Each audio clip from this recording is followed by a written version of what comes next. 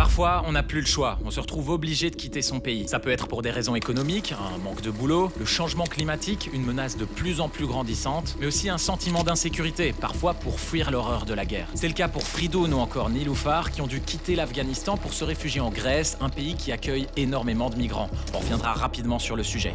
Salut et bienvenue dans ce 7e et avant-dernier épisode d'Un ticket pour l'Europe. Dans l'épisode précédent, Neşe découvrait le Parthénon et interrogeait un étudiant grec à propos de l'enseignement supérieur. Amine s'essayait au test de l'armée lettonne avant de clôturer son voyage. Anaël a aussi dit au revoir à l'Espagne et Lucas, lui, est en Laponie. Il a constaté un conflit entre des exploitations minières et le dernier peuple autochtone d'Europe, les Samis. Bon, rentrons directement dans le vif du sujet et allons voir Neşe à Athènes.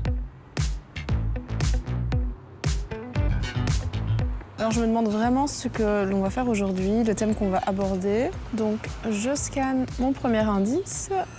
La Grèce est une des principales portes d'entrée vers l'Europe pour les migrants du Moyen-Orient. Faut dire que les premières îles grecques sont à seulement quelques kilomètres au large de la Turquie. Malgré ça, la traversée est très dangereuse, mais les passeurs s'en foutent et laissent partir des embarcations de fortune surchargées. Sur les 10 dernières années, plus d'1 200 000 personnes sont arrivées en Grèce par la mer depuis la Turquie, dont 850 000 rien qu'en 2015. Faut dire que cette année-là, le conflit en Syrie faisait rage. Énormément de monde a fui le pays et tenté de rejoindre l'Union européenne, ce qui a marqué le début d'une crise migratoire sans précédent en Grèce. Chaque année, des centaines de migrants meurent en mer Méditerranée. Et pour ceux qui réussissent la traversée, l'horizon n'est pas tout rose non plus. Les camps de migrants en Grèce sont surchargés, de nombreuses personnes y vivent entassées dans des conditions très difficiles, sans réelle perspective d'avenir. En 2016, l'UE a passé un accord avec la Turquie qui dit, en gros, empêchez un max de traversées et on vous donne de la thune. Alors effectivement, le nombre de traversées a diminué, mais au lieu de vivre dans des mauvaises conditions en Grèce, ces migrants vivent dans des mauvaises conditions en Turquie. On a juste déplacé le problème. Mais encore plus préoccupant, certains migrants qui ont tenté la traversée dénoncent des traitements violents, inhumains de la part des gardes-côtes grecs, voire même des refoulements vers la Turquie, ce qui est illégal puisque c'est contraire au droit d'asile. Alors y a-t-il des solutions à cette situation? Comment éviter les abus? Que fait l'UE concrètement pour aider la Grèce et les demandeurs d'asile? Tu vas pouvoir poser toutes ces questions à des acteurs de terrain, donc moi,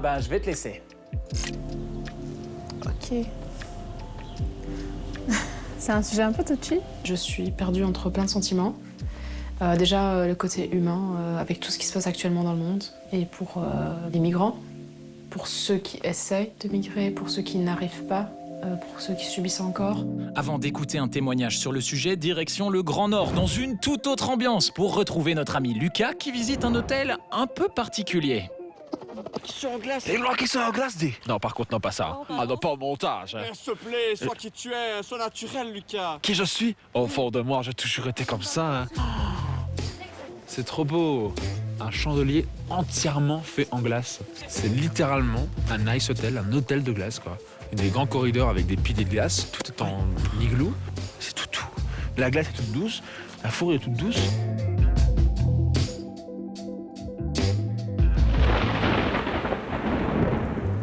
Ah, j'adore.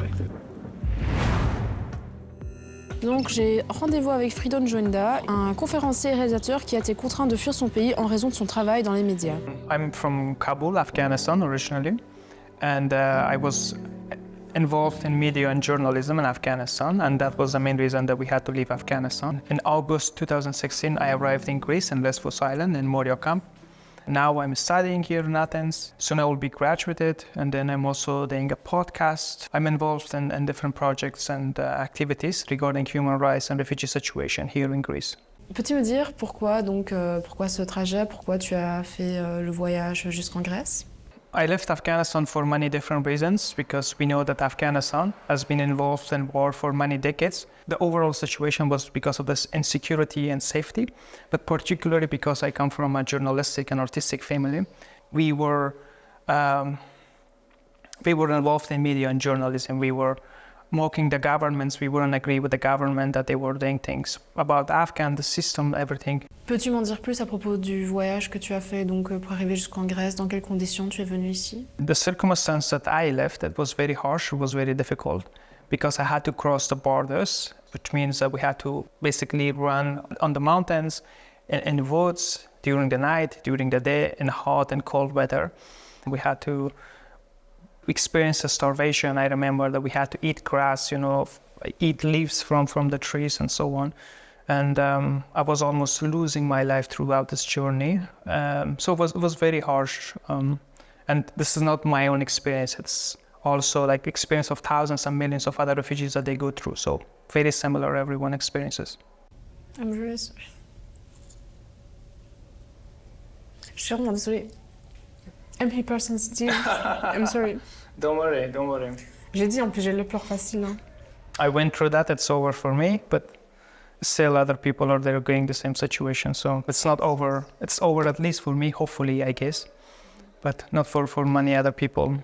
Tout d'abord, j'admire ton courage. Est-ce que tu peux me dire, du coup, si tu as fait un arrêt dans une autre région avant d'arriver en Grèce ou si tu es directement arrivé en Grèce et comment s'est passé l'accueil a priori ici? So we flew with the airplane, we went to Iran, and then from Iran we crossed the border, we went to Turkey, and then we stayed in Turkey for 3 months. We were looking for ways to come to Greece, and that we were in touch with the smugglers, and we had to make sure that's also safe because some of them, they just push you to death, you know, they don't care, they just won't get the money. And then in Turkey, I think after a month, we came to Greece and Lesbos, the Aegean Sea. And then when we arrived in Lesbos Island, we were rescued. That was a very big and horror journey that I experienced from crossing. And then when I arrived, I was taken to Moria camp, and Moria camp, which is very known, and that has been called the worst refugee camp in the world by Doctors Without Borders. So I experienced living there for over a year, and that was the situation. Concrètement, pour toi, quelles seraient les choses à mettre en place et par les institutions et par exemple par l'Union européenne pour vraiment améliorer cette situation? Je ne sais pas, est-ce que tu as des idées par rapport à ça ou des revendications? For the European Unions and the US that I amazingly value and respect, and I believe with the values that European Union has and the US have, they would need to not just only have these values on a piece of paper that's somewhere. It has to be applied, and it has to be applied with the seriousness, and that they would have to believe in those values that they're talking about. If that is done, hopefully in the far future we will have less suffering of humans. Otherwise, this would be like a ping pong ball that would pop up from the Ukraine, it would pop up in Middle East, it would pop up in Africa, and you never know. So. Quand on voit les personnes qui sont victimes de ça en face de soi, je pense qu'on est encore plus confronté, on se sent encore plus confronté à la situation. Parce qu'on dit humain, humain, humain finalement, mais c'est vraiment quand on a le contact qu'on s'en rend compte des choses. Et je pense que je me suis sentie impuissante, vraiment. Parce qu'on ne sait pas à quoi répondre, on ne sait pas quoi dire. Oui, l'Europe en soi, c'est une institution, c'est des pays, mais c'est aussi nous en fait. Un citoyen plus un citoyen qui font une population, et puis des populations qui font une institution. On a ce sentiment, enfin moi personnellement, j'ai eu ce sentiment de responsabilité en fait, au niveau de ma conscience. En Suède, c'est le dernier jour du voyage de Lucas, alors je lui ai préparé une dernière surprise. C'est l'heure de scanner son petit QR code aussi. Donc, on va voir tout de suite. Si là, je vais faire du chien de traîneau, là, je vais être très très heureux. Parce que j'adore les animaux, j'adore les chiens. C'est des bébés. Je suis méga chaud, ils sont super excités, là, ils attendent que ça de partir. Et donc on va partir là. On y va? On y va? On y va? S'il vous plaît, on peut y aller? Je vais y aller maintenant. Ah ouais, là, il va me leur gueule tout de suite, hein. Waouh! Ah, c'est trop bien! Incroyable! Ah, le steady shot, là, ça sera post-prod, hein.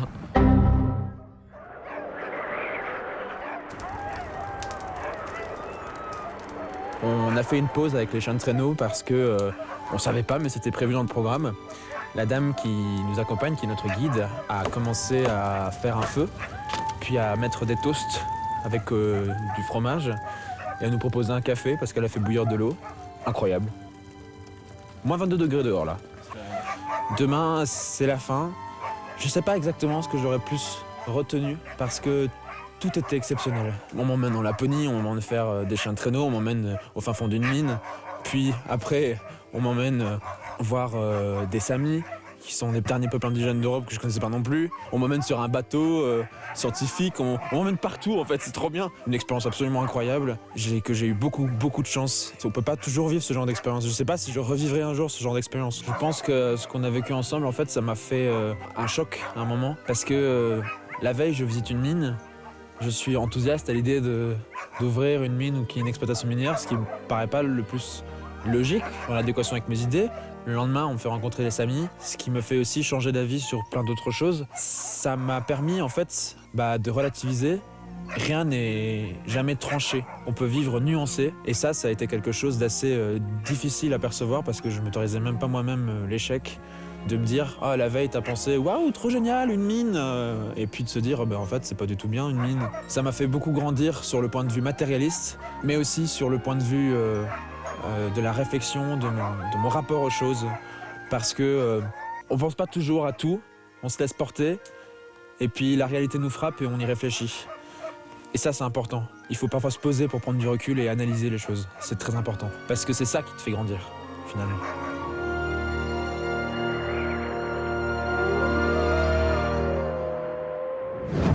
Comme je l'ai dit plus tôt, la Grèce est une des principales portes d'entrée de l'Europe. Mais ce n'est pas la seule, c'est ce que va découvrir Robin en Croatie. On m'a amené ici, tout près de la frontière entre la Croatie et la Bosnie-Herzégovine. Là, je suis au bord de ce fleuve et on est dans un endroit un peu bizarre. Ça n'a pas l'air très vivant. Et je pense que quelque chose m'attend, donc c'est le moment de scanner mon QR code pour en savoir plus. Qu'est-ce qu'on va me demander? Donc ça m'a donné accès à un article. 3 migrants perdent la vie à la frontière croato-bosniaque. Donc j'imagine que c'est quelque part par ici. Les corps de 3 migrants ont été découverts vendredi près de Slavonski Brod, donc ça c'est la ville où je me situe actuellement, à la frontière entre la Bosnie-Herzégovine et la Croatie. Ils auraient tenté de traverser la rivière Save vers la Croatie. La police a également intercepté 20 personnes entrées illégalement dans la même région. La région de Slavonski Brod se trouve sur la route des Balkans, empruntée par des réfugiés du Proche-Orient en direction de l'Europe occidentale. La Croatie intégrera la zone Schengen à partir du 1er janvier 2023, avec une conséquence directe, la fin des contrôles aux frontières avec la Slovénie et la Hongrie. Donc c'est un article qui date de fin 2022. C'est un peu choquant quand même de se dire que juste là, quelque part, ici, des migrants sont morts, des gens sont morts. On ne dirait pas comme ça, simplement en regardant.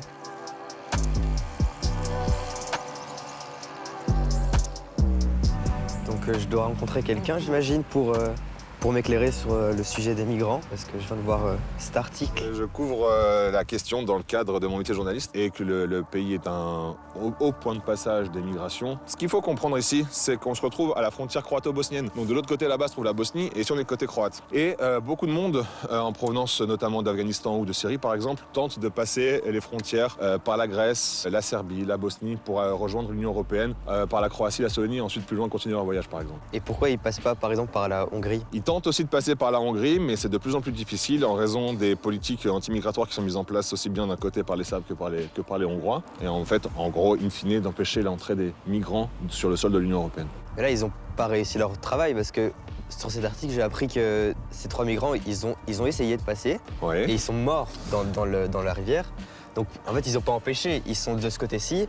Ils attendent que les migrants arrivent et ils leur disent non là? Ou c'est comment en fait que ça Alors c'est pas parce que tu mets en place des politiques anti-migratoires que les gens vont pas tenter de passer. Donc quoi qu'il arrive, les politiques migratoires qui sont mises en place à l'heure actuelle sont inefficaces. Là on voit la Save, c'est où que les migrants tentent de passer? C'est plutôt par là-bas ou? Il y a un hotspot qui s'appelle Velika Kladuša, qui est situé à l'ouest de la Bosnie et qui fait la frontière avec le sud de la Croatie. Donc là-bas, tu as des camps de réfugiés, etc. Et les gens tentent de passer régulièrement par la forêt pour arriver en Croatie sur le sol de l'Union européenne, pour ensuite remonter par Karlovac, Zagreb ou bien la Slovénie. Très régulièrement, les médias font écho de gens qui meurent en tentant de passer les frontières, aussi bien ici que dans d'autres fleuves, que ce soit le Danube ou la Drina ou les frontières terrestres. L'article malheureusement que tu as lu, c'est pas quelque chose d'exceptionnel. Oui, donc ces migrants, ils sont pas bêtes, hein. Ils savent très bien, avant de traverser cette rivière, ils savent très bien qu'ils ont des chances de pas passer. Donc c'est vraiment la preuve que pour eux, c'est vivre mieux ou mourir. Donc c'est vraiment horrible. Quand tu sais que ta vie est en jeu quelque part, rien va t'empêcher de tenter de passer où que ce soit. Pas le moindre dispositif policier, pas la moindre menace de violence. C'est soit aller vers une vie meilleure, soit risquer la mort. Donc quoi qu'il arrive, dans les deux cas, tu passes quoi, tu tentes en tout cas. Ce serait vraiment une bonne idée à l'échelle européenne d'avoir une meilleure organisation pour accueillir les gens, plus d'humanité, plus de coopération entre les pays, sans qu'il y ait une hiérarchie dans les pays. C'est pas la France ou l'Allemagne qui s'en occupe, c'est plutôt la Croatie. Donc oui, il y a beaucoup de travail là-dessus dans les années futures, je pense.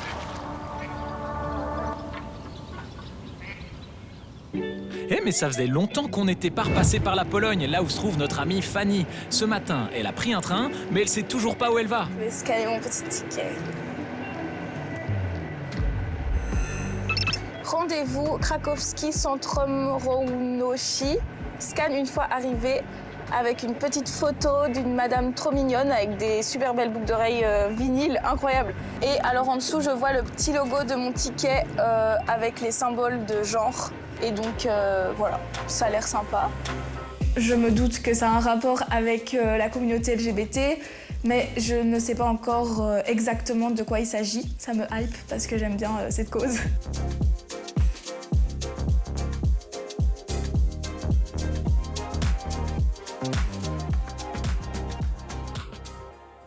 À Athènes, Neche vient de visiter le quartier d'Anafiotika. On peut profiter de la belle vue sur Athènes, sur le mont Lycabette qui est juste derrière moi. C'est aussi son dernier jour en Grèce. Voyons voir ce que lui prépare son ticket. Toi qui aimes peindre, ça te dit de partager ton savoir avec Madina et Marassa. Trop bien! Je suis trop contente. Trop bien. Bah oui. Oui, encore une fois. Trop bien. Let's go, oui. Oh là là. Hello, you are Madia? Yeah, you are Marassa? Nice to meet you. Do you know what we'll do today? Painting? Yes. I really love it and I will show you my talent and we'll do it together. Okay? J'ai eu l'occasion donc de rencontrer Madia et Marassa. Ce sont les deux filles donc d'une famille migrante afghane qui est arrivée en Grèce il y a plus ou moins 5 ans d'ici.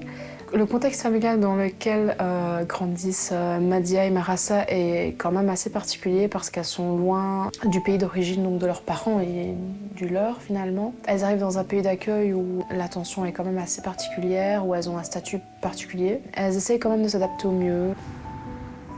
You can add this color for making a sunset. Okay. خوب هستن اینجا خب مدیه کوچک بود نمیفهمید دیگه موقع مدیه و مرسه رو دشخور بودن باز خانه که کشیده بودیم و خیلی سخت تیر میشد یک چند وقت برش دستشو باز کرد حتی کفشای ما رو نمان که بپوشیم در پای ما کنیم پایای ما لچ بود دیگه دموجی شیشتیم در یک پارکک بود نزدیک خانه ما اموجی شیشتیم چند روز در پارک بودیم خیلی یعنی وضعیت ما خراب بود دیگه پایای ما کفشا در پایای ما نبود پایای ما خیلی کثیف شده بود از دخترای دیگه این تو وضعیت ها بود همین قسم دیگه که براتون گفتم این قسم بودیم خیلی سخت باز با شما آشنا شدیم دیگه نه تقریبا هستیم چند سال شده دیگه با شما با همکارایتان که بعض روزا میاین خیلی خوشحال هستن مکتب میرن بعض روزا بعد از پیشینا میبرنشان کورس میرن میگم باش که انگلیسیشان یک ذره یاد داره زیادتر یاد بگیرن درس بخوانن خیلی خوشحال هستن اینجا. Quelles sont tes perspectives pour l'avenir, que ce soit pour vous, votre famille ou même elle? Que penses-tu du fait de peut-être rester en Grèce ou éventuellement, si un jour ça se passe bien, de retourner dans le pays? ما میخوایم اینجا از اینجا میخوایم که بریم. اصلا اینجا هارون بیکار است. درست از اولادان درس میخوانند، تعلیمشان هست. و هارون بیکار است. نمیشه آدم اینجا بشینه یک عمر دخترای بزرگ میشه من میخوایم از اینجا برم هارون هم کارای ما جور شه و میریم از اینجا میبراییم هارون شوق فرانسه رو خیلی زیاد داره میگه فرانسه میریم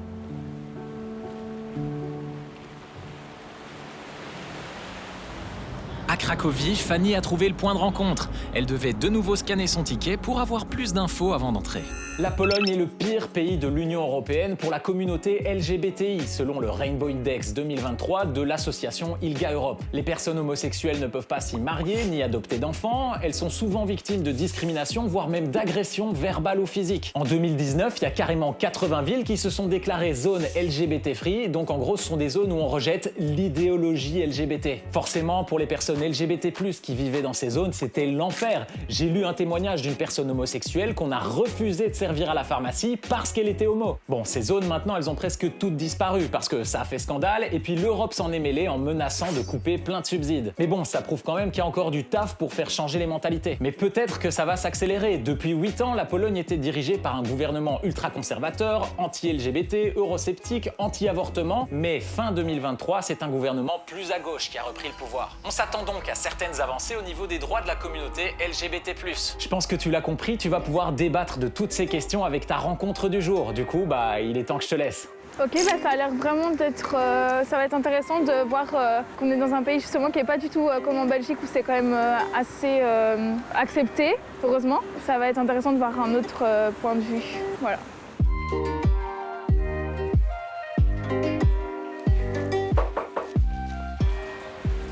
Bonjour. Bonjour. Je m'appelle Fanny. Et toi, tu es? Je suis Victoria Alexandra. Enchantée. Je suis une activist in Chelsea. Today we meet in Krakow, in Domek, which is a very important place for our community where LGBTQ+ people can safely meet. Viens avec moi.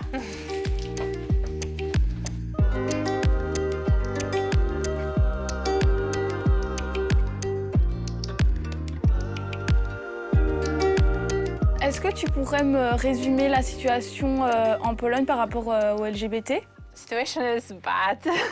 It's getting better, I would say, since the last elections. After 8 years of far-right government who actively hated us and they were saying that we are not people, we are ideology. After the elections, it kind of stopped because the new government declares themselves as LGBT friendly, and there are some works going on towards civil partnerships, towards stopping hate crime, because at the top point 1/3 of Poland was declared LGBT-free zone, and now there's only 9 municipalities, and probably they're going to back off. Et ici à Cracovie, c'est une ville qui accepte quand même ou pas du tout?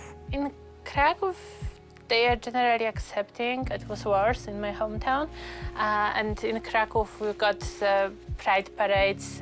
There's a lot of LGBT bars here, pubs, places. We've got places like this one. So I would say generally this is quite a good place to live. However, there's also a big room for positive changes. Donc toi, tu m'as dit là d'où tu viens, c'est pas du tout comme ici, donc c'est beaucoup moins accepté. Est-ce que tu peux me raconter ton vécu, pourquoi la cause est importante pour toi? So my hometown is in the part of Poland that's perceived as the most conservative, but I was quite open about myself being bisexual, and I didn't mind going on the streets holding my girlfriend's hand and so on. But I've heard bad things that happen to people, and especially the family situation is very often very difficult, as parents are neglecting their children and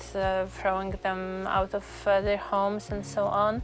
And when we were organizing our first Pride Parade, there were people writing to us that they're going to throw grenades at us and Molotov cocktails, and we were quite scared, but we wanted to do it anyway, and we decided that we are not going to back off. And when we finally did it, it was amazing, and there was a lot of people protesting. It was just like a few persons. Comme toi, tu te bats beaucoup pour cette cause, tu fais plein de trucs, tu fais des manifestations, tu travailles ici et à d'autres endroits. Au niveau de la situation en Pologne, est-ce que tu as de l'espoir ou bien t'es un peu fatigué parce que rien ne change ou Oh, of course I've got a lot of hope. I'm a hopeful person in general.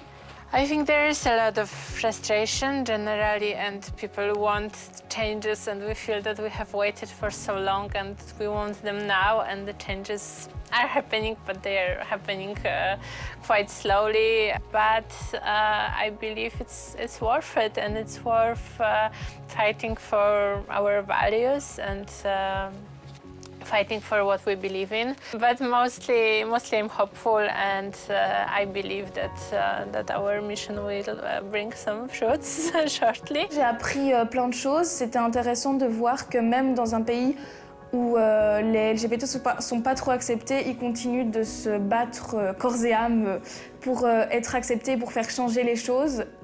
J'ai été vraiment impressionnée par le courage de Victoria quand elle m'a raconté ses expériences et comment c'était avant, enfin comment ça a changé depuis le changement de gouvernement et tout ça.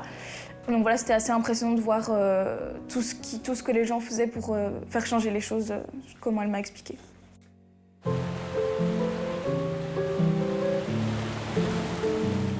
Nous avons donc terminé notre dernière journée en Grèce, à Athènes, et je dois scanner mon dernier QR code.